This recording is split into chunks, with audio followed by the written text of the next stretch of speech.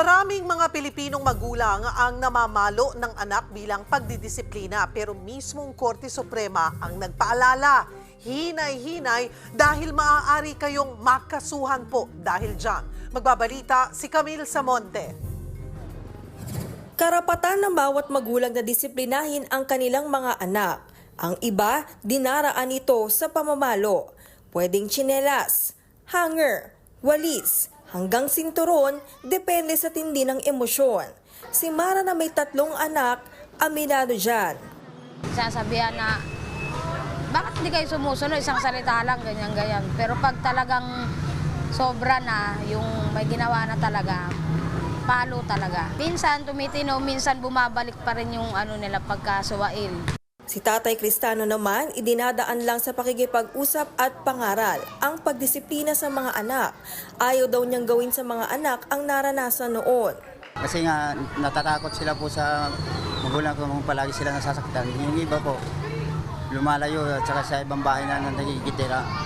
Yung pupunta muna sila mga kaibigan nila para umiiwas na sa mga magulang.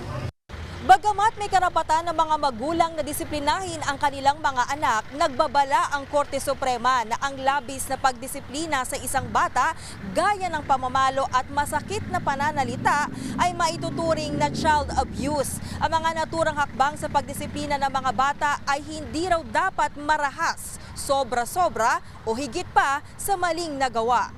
Sa desisyon na inilabas ng Korte Suprema, hinatulang guilty sa child abuse ang isang ama dahil sa labis umanong pagdidisiplina sa kanyang 12 anyos na anak na babae at 10 anyos na anak na lalaki. Mula 2017 hanggang 2018, binugbog ng ama ang kanyang mga anak. Sinipa, hinila ang buok, hinampas ng kahoy ng pamalo at daspan at pinagmumura.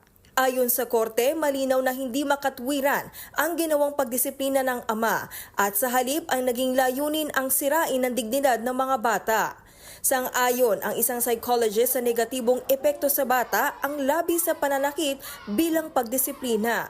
Bababa ang self-esteem, low ang self-confidence, and pwedeng it can lead yung possibility kung bakit ang isang bata na madaling matensyon, magkaroon ng anxiety and lead to depression. Alam ni Dr. Garcia na mahirap ang maging magulang, pero kaakibat din dyan ang maging mas malawak ang pangunawa kapag ang anak ay nagkakamali.